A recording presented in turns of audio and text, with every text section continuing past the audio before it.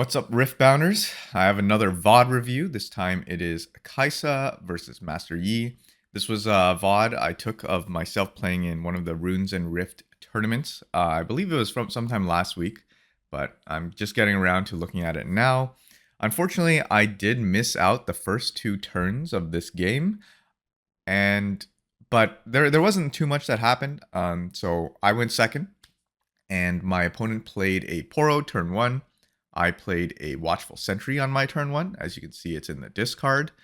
And the turn two, my opponent played a pit rookie, buffed up the poro. And my turn two, I sent the sentry in to Hollow Tomb. And yeah, so the battlefields here are Reaver's Row and Hollow Tomb. Reaver's Row is the one that lets you retreat when you defend. And then Hollow Tomb is one that if you hold there, you get your chosen champion back into the champion slot, which is pretty good for Yi because that way they can bring back Yi and they love holding. So it's a good battlefield for them. And so yeah, turn two, I send my sentry in. I play a Kaisa unaccelerated base. So that basically uses up all my runes for that turn. And on my opponent's turn three, they just move the pit rookie in to Hollow Tomb, clear out my sentry. I drew into a Void Seeker, and I think they passed with 6 runes up. And now you can see, as you can see, it is my turn, and this is the board state that I'm facing. Unfortunately, I should have gone. Unfortunately, we missed out the mulligan phase, but that is okay. I think I made a lot of mistakes early in this game somehow, and I lost this best of 3 pretty badly. So we'll have to see. I really want to figure out what exactly I did wrong here. So right now, I have a lot of cards. I don't know if I can't see my opponent's hand size, but they should have quite a few cards up as well. They have 6 runes. So this is a pretty precarious position because they could have anything. But the good thing is I also have quite a bit of spells. So I guess in this case, I really want to get Kaisa into Reaver's Row. So thinking back, I don't remember what I did, but I would probably want to maybe like start off with a Void Seeker onto the Poro, see if my opponent buffs it up somehow. And if they buff it up or defy my Void Seeker, I could also go with a Falling Star. Maybe the play is to actually just Falling Star first because that can't get defied by Master Yi. It costs a little bit too much in terms of power. If they have Unflinching, or what is it, Unyielding Spirit, that does kind of mess up my play because then I can't Void Seeker right after it. I also have the Cleave. I also have the Dangerous Duel. So a lot of options here. And to be honest, I kind of want to see what I do here. I think with 6 up, I could... So Void Seeker plus the Falling Star means I can still play a Ravenbloom. Actually, yeah, but it does mean that I don't have enough runes for retreat in case my opponent does charm me next turn. But if I can actually clear out both battlefields, that's actually really good for me.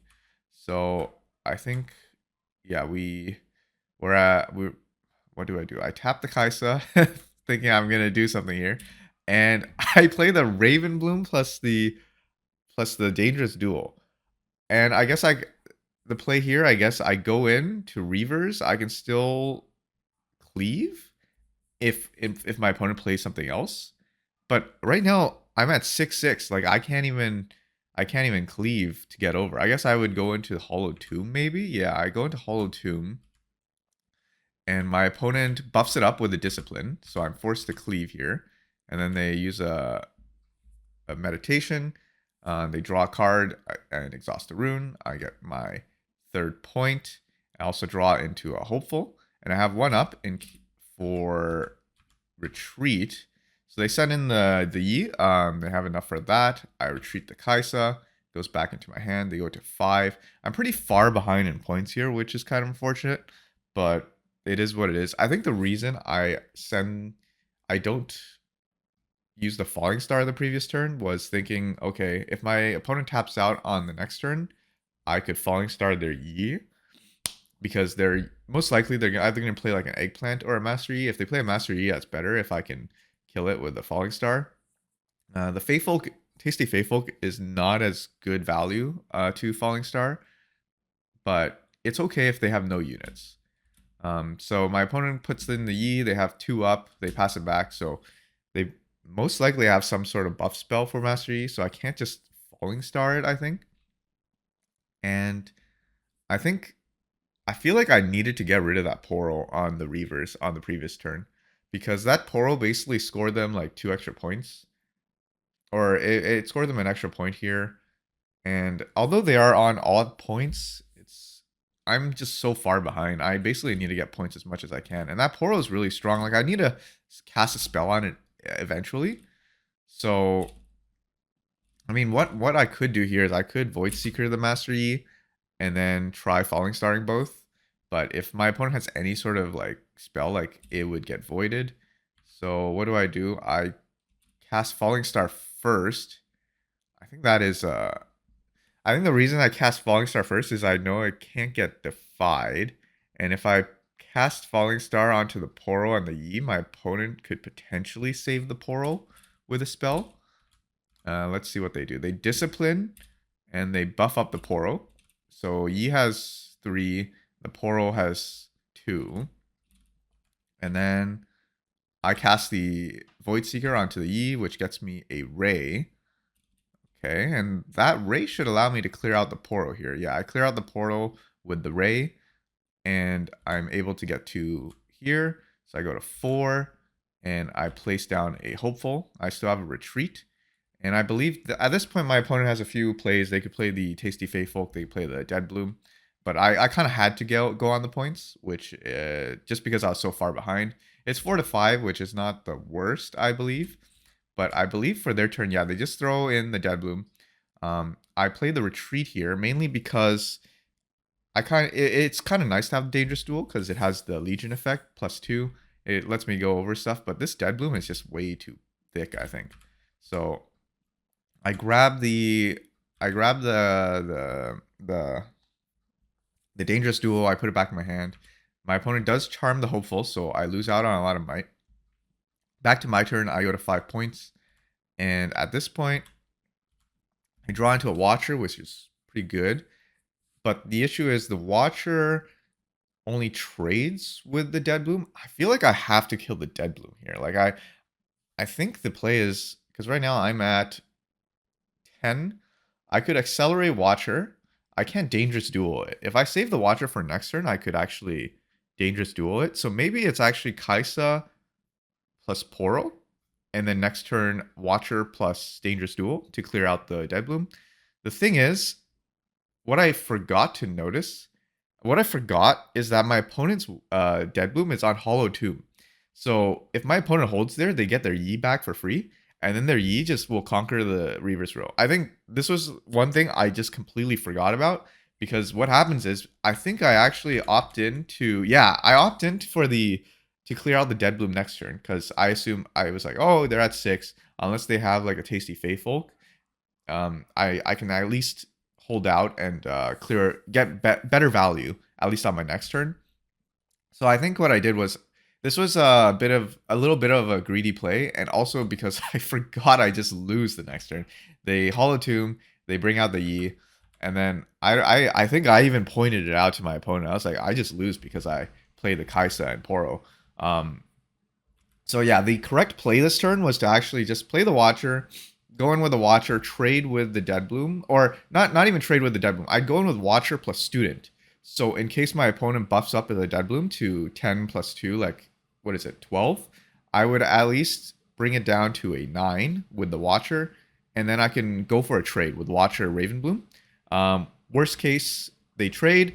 Best case, the Ravenbloom survives, and my opponent can really only just maybe play a Faithfolk. I guess another Deadbloom would potentially win them the game. But I wouldn't just lose the next turn, because right now I play my units because it's like, okay, I'm going to go in for a big push next turn, and my opponent gets the Yi back, and I lose.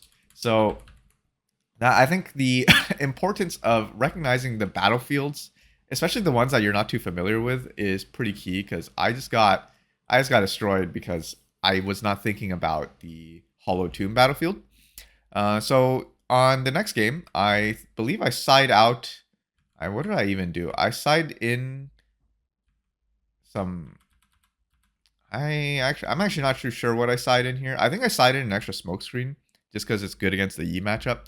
I choose to go Arena's Greatest because I will be going first, and that will allow me to get 2 points on turn 2. So lucky for me, I do have a 2-drop. I have some falling stars, and I have a time warp. The hand itself it's okay. I think what I really want is like Darius and Watcher. My turn 2 is not bad though, because I turn 1 Poro, turn 2 Kaisa, and then we just do like I got something. I get rid of the time warp because I feel like it's a little slow, and I draw into 2 sentries. I feel like maybe it's not get rid of time warp since I only have one of them in my deck. It can really pull off like a clutch sort of play at the end, even though the game could end pretty quickly. So, but the thing is, if Master Yi sort of like ramps up, gets like a big hold on one side, the time warp would be pretty useful. So I think getting rid of the time warp is kind of a misplay because all I got was a sentry. Not even like not thinking about the sentry. Like the best thing that the time warp could have been replaced with was probably a Watcher or a Darius, and I think it's probably better to just keep the time warp hand or even remove a falling star. I think at this point I have 3 falling stars, which is a little too much. So I go into Arena's Greatest with my Poro. I think what I actually wanted to do here is go into Vilemaws Lair because right now, because I go into Arena's Greatest, I am forced to go into Vilemaws Lair with my Kaisa almost, at least on my turn 3. And Vilemaws Lair prevents all retreating to base, so I can't even play like a retreat onto my Kaisa. So this is actually pretty bad. And on turn 2, I think I had an option between playing Kaisa unaccelerated or the 2 sentries, but because my hand is so bad, I think I opt in to play both sentries instead of Kaisa, especially because if I play the Kaisa, it's forced to go into Vilemaws, but if I play the sentries, throwing a sentry into Vilemaws Lair is not too bad because I expect it to die. It's just there for a point and to get a card draw. So my opponent plays Azanias, that's all they do, and sends in the Poro. So a pretty weak turn on for them. But it basically means it's going to be hard for me to go into Vilemaws because they could have any sort of buff. That Poro has +1 defending. It's 3 +2, so 5. And it also gets revived through Zanyas. Fortunately, for me, I top deck a Hex Deck Ray, which I Hex Deck Ray the Poro. My opponent consumes Zanyas. I send 1 sentry in, and then I'm at 4 points, which is pretty good. I think I'm in a good spot with if you don't look at my hand, because my hand is pretty bad. The good thing is right now my opponent is at 5. They could go to 7 next turn. If they don't have any good cards in the 4 cards they have in hand, they would be forced to play Master Yi, which I would easily take out with a Falling Star. And they did use the Zanyas. So that is, I do have a good play next turn if they play the Yi. So I played the Kaisa unaccelerated in my base. My opponent, what do they do here? They send the Poro to Vilemaws, which is okay. I get a card draw, a Stupefy. It's kind of meh. And then they play the Tasty Faithful, which is an infinitely better decision than playing the Master Yi here. And now we're back on my turn. So they're tapped out. So I have a lot of spells. So I have a good chance of just clearing this. I think what I do is I probably Falling Star, the Faithful, and the Poro. And then what? Is it really Falling Star, the Faithful, and the Poro? I feel like the thing is, the Faithfolk, it's kind of awkward because I want to kill both of them at the same time when I go in because I don't want the Master Yi passive to trigger. I could use the Falling Star to kill the Faithfolk, but then like the Poro is at least a 5 might, and I think maybe the play is Falling Star onto the Faithfolk and then double Stupefy on the Poro and send Kaisa in for the Conquer. And that way, I don't have to lose any units. I go to 6, and I can see what I can, like, double draw. I mean, obviously here, I want to double draw first. I want to Stupefy first because I want to see what I can get. So I send Kaisa onto the left, which is, I mean, it's okay because I get to see, like, one more card. But I think it's actually throw Kaisa onto Vilemaws. I'm not entirely sure. I think it's like maybe if I hit like a retreat or something, it's better to have her on greatest. So I go to 5. I get a smokescreen. This does open up the play a little bit more. I think what I actually want to do, I actually need to use both stupefies here if I could, just to see what I can prep for the next turn. I think what I do here, I actually Falling Star onto. Okay, I put 3 onto the eggplant, and then I smokescreen it for for the kill. I actually don't think this is that correct. I mean, it's fine to use a smokescreen here because if I save it for later, it could get defied, whereas Falling Star cannot get defied. But the smokescreen is kind of important because if I have the Kaisa there, right, and my opponent plays a deadbloom Predator or sends in the Yi, I can smokescreen the deadbloom Predator or the Yi and win the trade potentially. Potentially. So I think I actually don't like what I did here. I think the smokescreen and Falling Star was not the correct play. I think it was double Stupefy, see what I get. It would have been smokescreen, and then Falling Star. I think it's double Stupefy onto the poro, or at least one Stupefy onto the poro, Falling Star, the eggplant, send in Kaisa, Stupefy the poro again, get the conquer, wipe everything else, and I only use the Falling Star and 2 Stupefies, which is only deramps me by 1. But because I also keep the smokescreen, which is really important versus E. And then I would actually still have a lot of runes up. So right now, yeah. So I clear everything. I go to 6, which is great, but I have nothing, basically nothing in hand. I can use the stupefies, but it's much better having a smokescreen in hand for, let's say, a Yi come in or a Deadbloom Predator. So my opponent goes to their turn. They play the Predator. I get punished immediately because like as long as I had the the smokescreen, if they don't have any buff, they would trade, and that is fine because they wouldn't be able to charm another one of my units. Obviously, charming the Poro is kind of low value for them, but I don't have many spells up. Like I don't have much. Goes back to me. I'm at I'm at Vilemaws layer, and you know what? I'm at 8 runes. I could if I didn't use up too many, like burn too many runes earlier, I could just time warp for the win here. So yeah, no, like getting rid of that time warp early was pretty bad because that would have allowed me to play around the time warp, especially once they get the the dead bloom out. It's really hard for me to clear it, and now I'm stuck with stupefies, which is like, okay, if I want to stupefy the dead bloom, I put myself behind even more. And I double stupefy it. I hit a Darius, and right now I can't even play the dead bloom is at 8 essentially.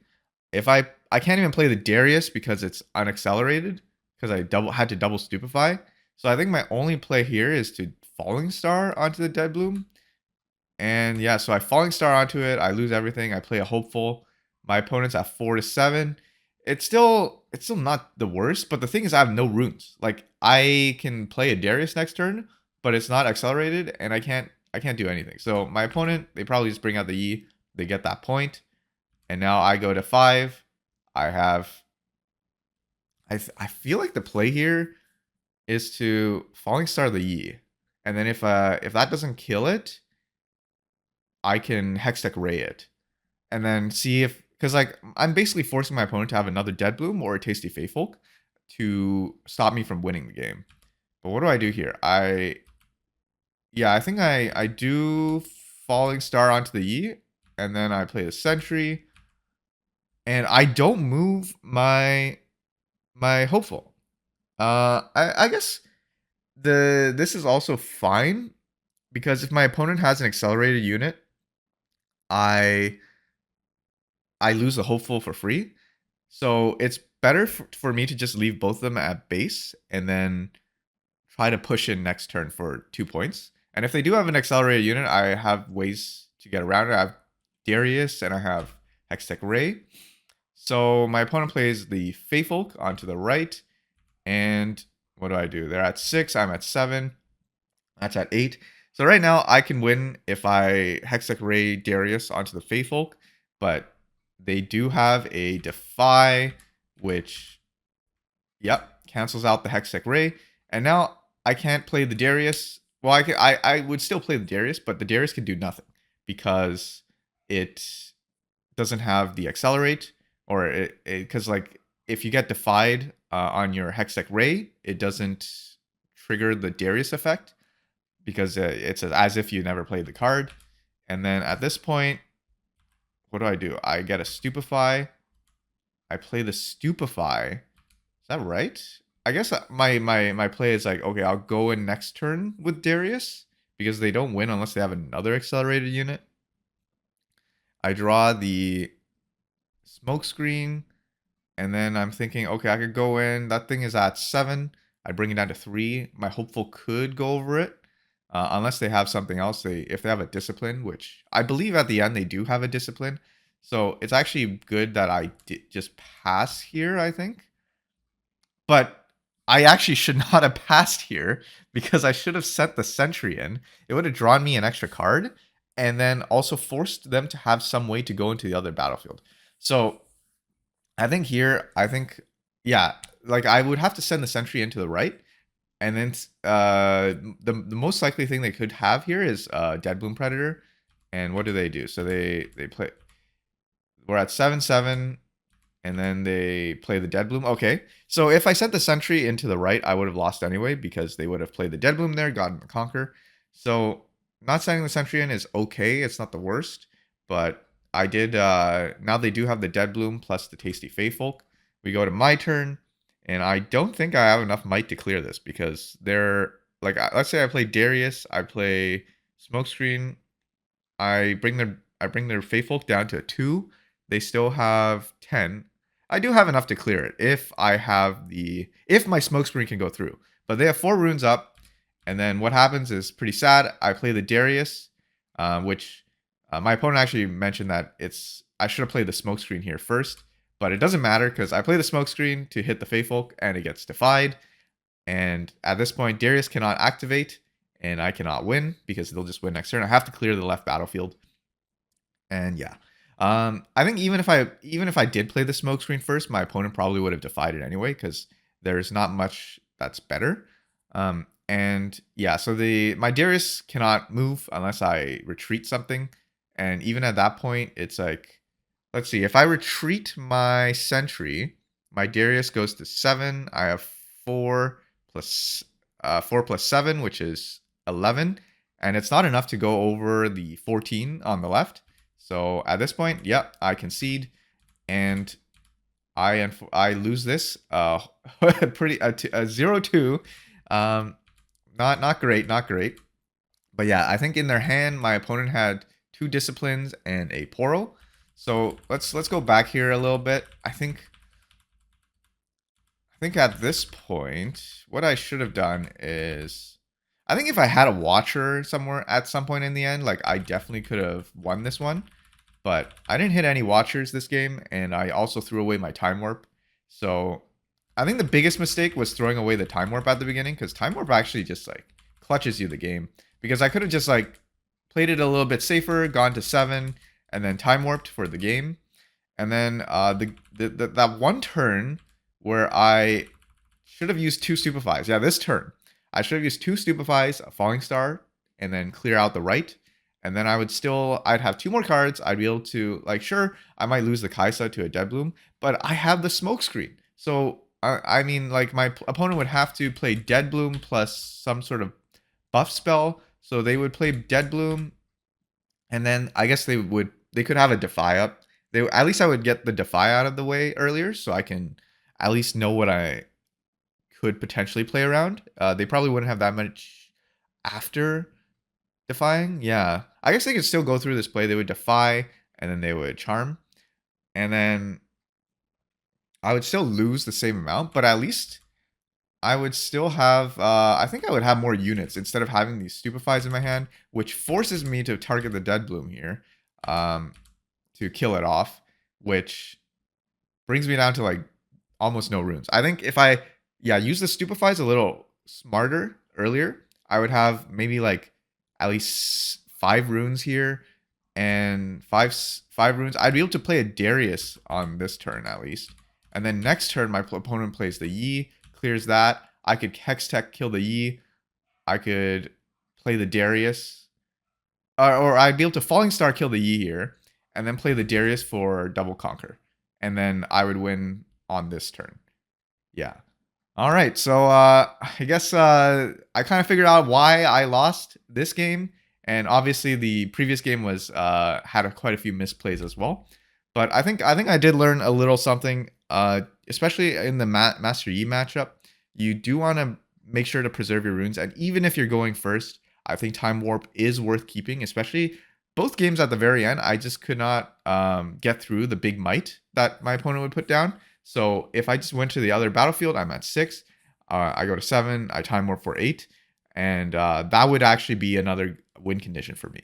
So I think Time Warp is pretty big. Master Yi's, they usually won't run Wind Wall. And if they do, you can just make sure that they're using up enough runes where they won't have enough to Wind Wall. And so that way you can Time Warp safely and be able to win the game. Yeah, that's going to be it for this one. Thanks for watching.